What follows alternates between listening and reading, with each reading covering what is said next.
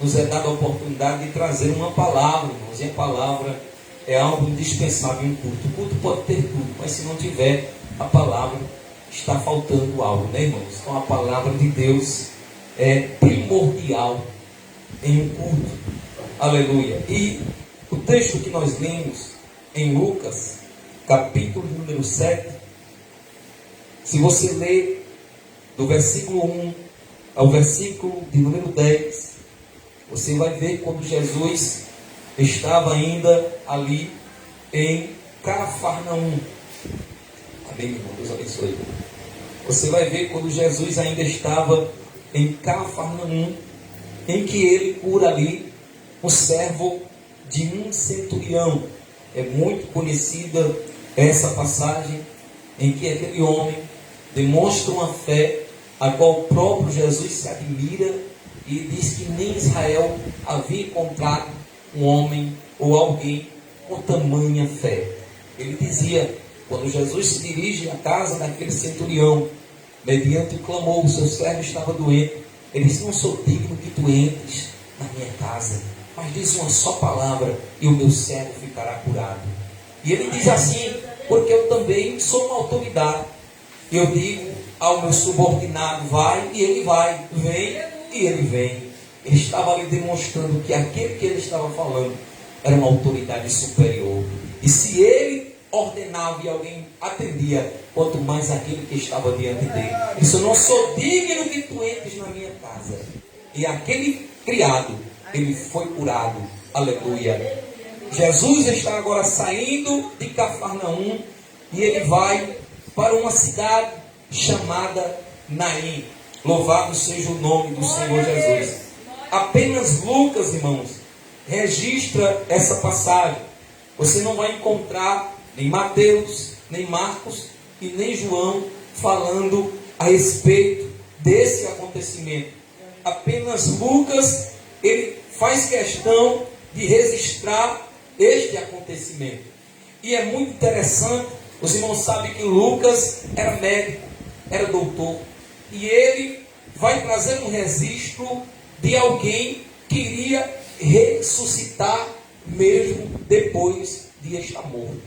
Um médico, aqui representando a ciência, o conhecimento material, trazendo um fato de que ali iria acontecer algo sobrenatural. Aleluia. Até mesmo aquilo que nós não podemos entender nem compreender. Aleluia. Porque Deus, quando Ele quer fazer, Ele faz algo que até os médicos são surpreendidos.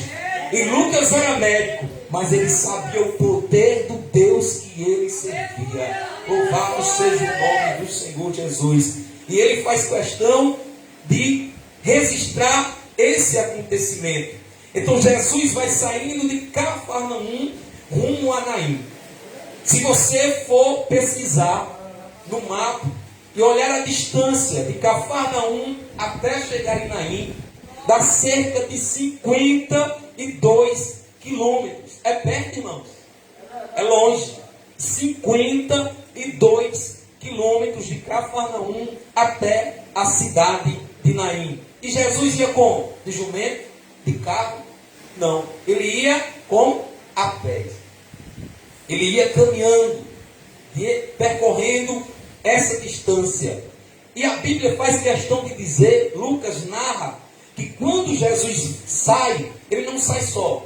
Além dos discípulos seguirem a Cristo, ali estava também uma multidão que o seguia. Não eram pessoas crentes, mas eram pessoas que seguiam a Cristo.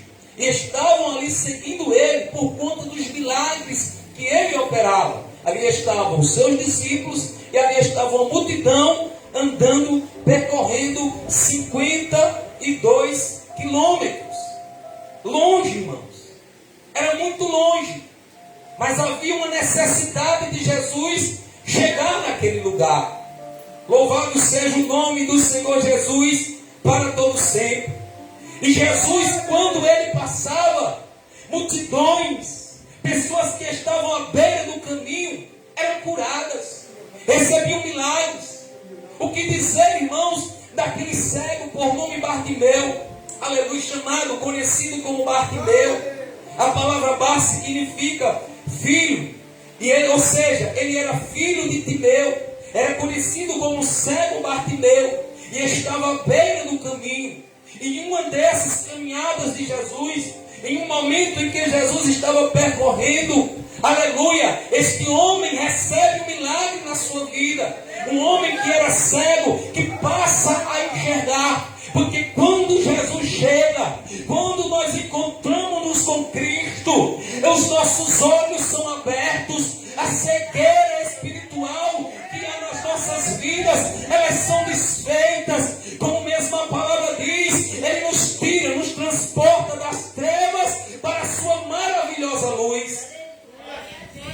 Muitos milagres o Senhor fez com pessoas que estavam à beira do caminho. E as multidões afluíam, andavam ao redor de Cristo, vendo milagres, multiplicação de pão e peixe, alimentando multidões, curando costos, cegos, aleijados, pessoas surdas, mudas. Onde ele passava, ele fazia milagres. Pessoas endemoniadas se aproximavam e eram libertas. Ninguém que se aproximava de Cristo com um problema saía com um problema de novo. Quem se aproximava de Cristo saía restaurado. Imagine, irmãos, eu quero que você pense comigo, 52 quilômetros, cerca de 52 quilômetros. Quantos milagres Jesus não fez? Que a Bíblia não resiste. Quantas coisas Jesus não fez no meio desta caminhada. E ali haviam crianças, velhos, todas as pessoas tinham prazer em seguir a Cristo, em observar aquilo que Ele fazia. Louvado seja o nome do Senhor Jesus. Mas tinha alguém ali que precisava. Existia alguém que precisava de um milagre. E Jesus, Ele conhece todas as coisas. Você já pensou alguém andar 52 quilômetros a pé em busca de uma pessoa, de alguém que estava necessitando? Mas não era só essa pessoa. Havia pessoas no caminho, como eu falei. E enquanto ele não chegava em Naim, vidas eram restauradas. Eu quero te dizer nesta noite, da parte de Deus, Jesus não se esqueceu de você. Ele está caminhando rumo ao teu encontro. Mas enquanto Ele não chega em você, a sua caminhada, muitas vidas estão sendo restauradas. Enquanto você não recebe aquilo que você está pedindo, e Ele não está demorando, Ele não se esqueceu, Ele vai chegar na tua vida. Mas enquanto isso, Ele está operando, Ele está restaurando, porque o Deus que nós servimos, mesmo em meio ao silêncio, Ele está operando. Mesmo enquanto você não está vendo alguém que está sendo beneficiado por Deus, enquanto você não está vendo alguém neste momento, está recebendo algo de Deus. Enquanto você está clamando aqui, você não vê, mas Jesus está trabalhando. E eu imagino, eu posso ver, aliás, Ele nesta noite dizendo: eu estou trabalhando, eu não paro, eu estou fazendo, eu estou libertando, eu estou curando, eu estou fazendo. Enquanto nós clamamos, alguém que está ouvindo através desta live, Jesus está visitando, Jesus está chegando, Jesus é livramento, Jesus é cura nesta noite, é libertação, é restauração. 52 quilômetros é um percurso extraordinário para contemplar milagres extraordinários de Jesus. Louvado seja o nome do Senhor Jesus. A Bíblia diz que Jesus não chega nem a entrar na cidade de Naim. Aleluia. Antes de entrar naquela cidade, a Bíblia diz que veio um cortejo de lá para cá, naquela cidade. Uma mulher vinha se derramando de lágrimas, chorando. A Bíblia descreve ela como uma viúva, e ali agora havia perdido o seu único filho, o seu amparo, Louvado seja o nome do Senhor Jesus para todo sempre. Duas multidões.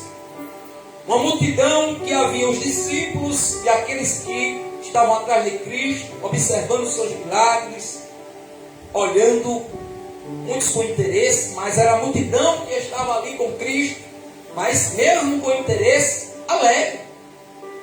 Porque mais uma vez eu digo, uma multidão que viu coisas extraordinárias. Era andando 52 quilômetros sorrindo, alegre. Por quê? Porque aquele homem era diferente. Imagina eles andando e dizendo, que homem é esse? Que negócio, que coisa extraordinária. Tu viu aquele coxo? O homem, meu Deus, tu viu aquilo? Aquele cego que foi curado. Você viu aquele homem não era mudo. Tu viu o testemunho? Meu Deus, que homem é esse? Que coisa extraordinária. Glória a Deus, aleluia. Era a multidão andando alegre, vendo Jesus curando. Tu viu aquele homem endemoniado, possesso, que coisa terrível, eu tive medo. Mas quando chegou perto de Jesus, o demônio foi-se embora. Que homem extraordinário. Era aquela multidão andando e glorificando a Deus. Era a multidão da alegria que estava indo a Naim. Mas em contrapartida, a multidão que vinha de Naim era a multidão do choro, do lamento, do desespero. Esta mulher era uma mulher, irmãos, que tinha testemunho. Era uma mulher bem vista na sociedade ali, naquele lugar. Por quê? Porque ela não estava no cortejo só, tinha uma multidão a seguir. Nos demonstra que era uma pessoa bem vista naquele lugar. E as pessoas observavam a vida dela e ela tinha testemunho. E a multidão seguia aquele cortejo. A Bíblia não diz quanto tempo já fazia que ela havia perdido o seu esposo.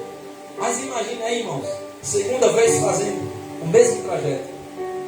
Primeiro o seu esposo e agora levando o seu filho. Perdão, irmãos. Imagina aquela mulher, aquela multidão, todos chorando, se compadecendo daquela mulher, e ela em prantos, em lágrimas, levando o seu filho, passando um filme na sua cabeça. Outros dias enterrei meu esposo, agora estou enterrando meu único filho. O que vai ser de mim? Meu marido me sustentava, meu filho era quem agora ia me sustentar, porque era o homem da casa que ficou. Eu estou desamparado, e agora o que vai ser de mim? Naquela época os irmãos sabem que não existiam benefícios sociais como hoje. Então uma viúva ficava desamparada. Se perdesse o seu esposo e tivesse filhos, era bênção. Mas agora ela perde até o seu único filho. A Bíblia diz o único filho que tinha. Imagina o que não se passava na cabeça daquela mulher. Aquela mulher, irmãos, ela não estava apenas enterrando o seu filho. Ela estava enterrando os seus sonhos, os seus projetos, tudo aquilo que ela tinha em mente para o seu futuro.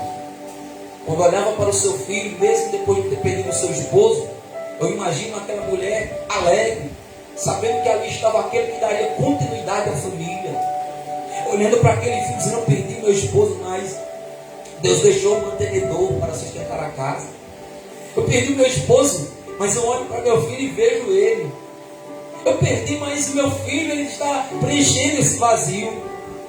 Imagina aquela mãe sempre olhando para aquele filho alegre e andando, irmão, do cortejo, imaginando aquele filho que ela estava enterrando. O seu único filho. Que situação difícil, irmão. Mas a multidão alegre estava chegando. A multidão que festejava estava se aproximando de Naim. A multidão do choro, da angústia, do desespero estava vindo no cortejo. Antes de adentrar na cidade, Jesus com a multidão, se encontram as duas multidões. A multidão, uma da alegria e outra da tristeza. Que contraponto, irmãos. Que divergência, que coisa contraditória. Duas multidões, uma festeja a alegria e a outra a outra estava triste pela morte. Uma vinha trazendo a morte, mas a outra vinha trazendo a vida. A morte vinha numa, mas a vida vinha na outra. Aleluia! Louvado seja o nome do Senhor Jesus para todos sempre. Jesus, a Bíblia diz no versículo de número 13: e vendo ao Senhor, moveu-se de íntima compaixão por ela e disse-lhe, não chores. Oh, glória a Deus! Você sabe o que é íntima compaixão? É você sentir aquilo que aquela pessoa está sentindo. Você se comover com a situação de alguém que tem íntima compaixão de alguém, ele tem a necessidade de resolver o problema daquela pessoa. Quando a Bíblia diz que Jesus tem íntima compaixão daquela mulher, em outras palavras, Lucas estava dizendo, que Jesus estava dizendo: eu sei o que tu estás sentindo, eu conheço a tua dor, eu sei o que tu tens passado.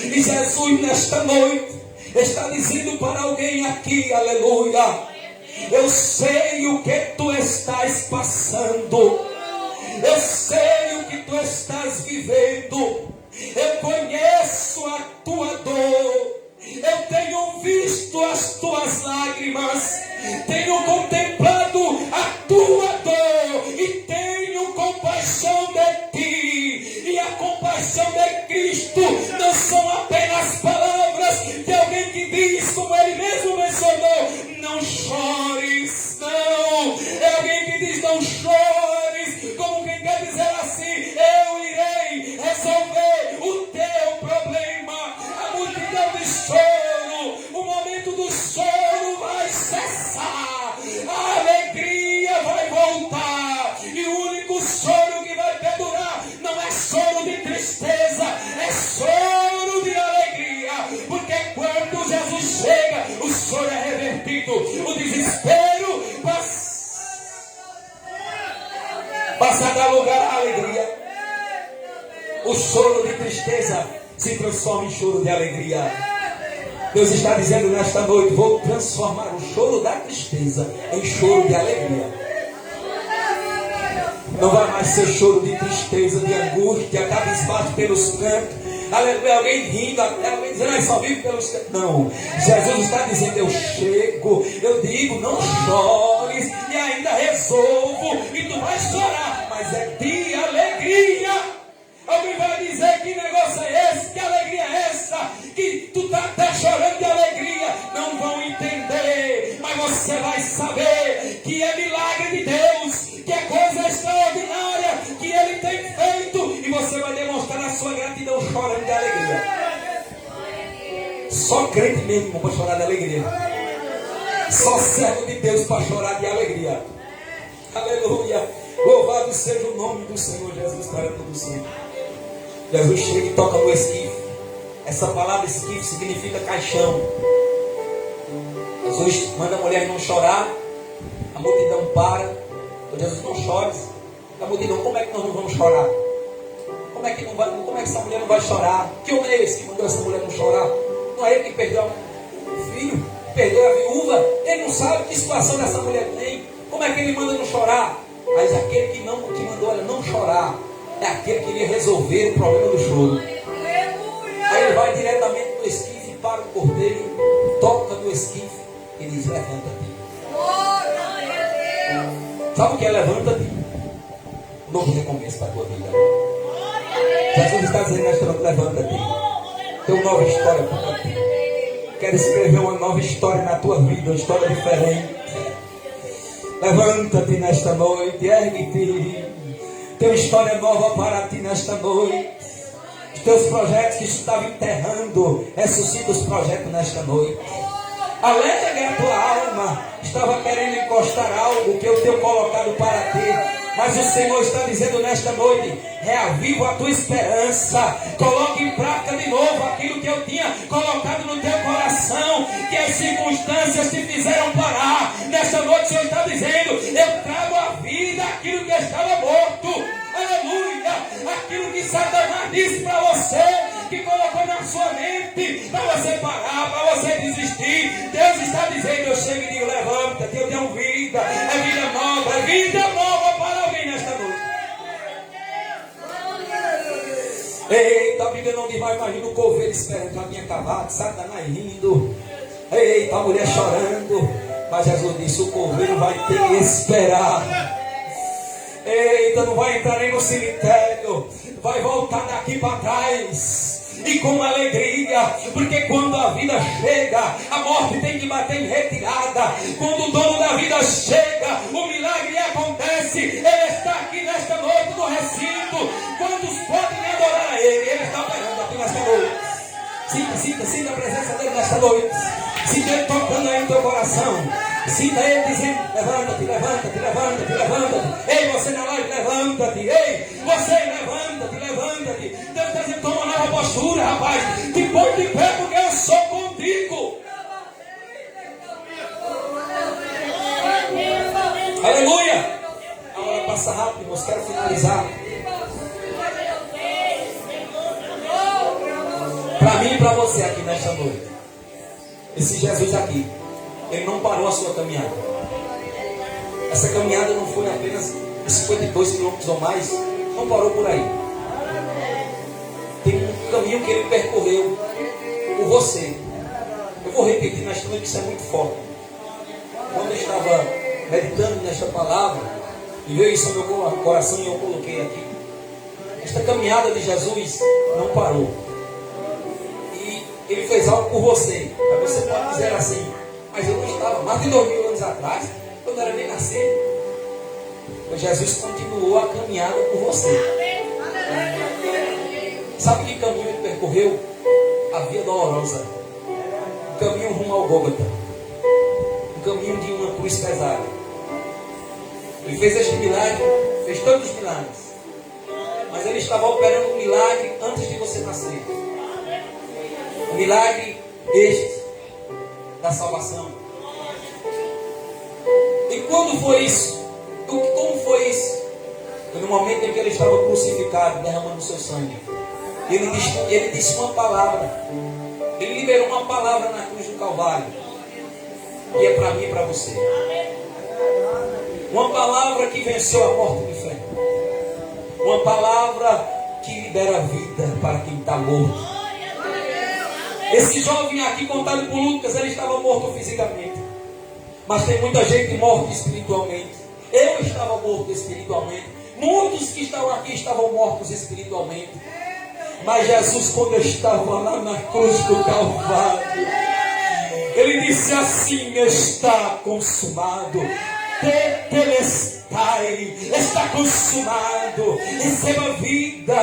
Aleluia. Aqueles que estavam mortos recebam vida espiritual. Lá na cruz, há 2000 anos atrás, esse mesmo Jesus que ressuscitou este jovem, ele nos deu a vida. Ele morreu, ressuscitou e está vivo. Eu e você podemos comemorar, podemos nos alegrar no século 21, porque Jesus de Nazaré, a cruz não segurou, a morte não conteve, não deteve. Ele está conosco aqui nesta noite. Ele quer te dar vida nesta noite. Ele quer ressuscitar os teus planos, os teus projetos. Você que nos ouve, receba a vida nesta noite. Receba o renovo de Deus. Receba cura para a tua alma nesta noite. O mestre que passou de Cafarnaum a Naim passa aqui verdejante nesta noite. Ele passa e fica de pé, igreja. Eita, sinta, feche seus olhos. Sinta Jesus passando aqui, ó. Ele está passando. Sinta ele passando, ele está passando aqui. Jesus está passando aqui, ó. Eita, aleluia, ele está passando. Ele está tocando. Sinta o toque de Jesus. Você na live, sinta o toque de Jesus. Ele está tocando nesta noite. Ele está andando. Ele está dizendo: levanta-te. Ei, ele está dizendo: levanta-te. Ei, você, ei, levanta-te. Ei, Deus está dizendo nesta noite: alerta, levanta-te. Eita, levanta-te. Eita, Jesus está andando aqui. Está sentindo ele tocando em você e dizendo assim no seu ouvido: levanta-te. Põe de pé, levanta-te. É tempo de se levantar, porque a ordem foi dada, a voz saiu, a ordem, a voz. Jesus diz: levanta-te nesta noite. Magramos, Jesus.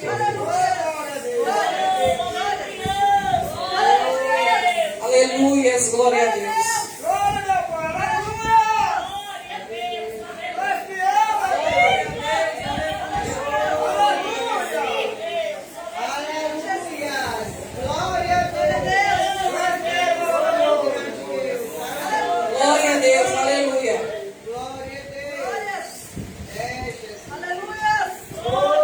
Ele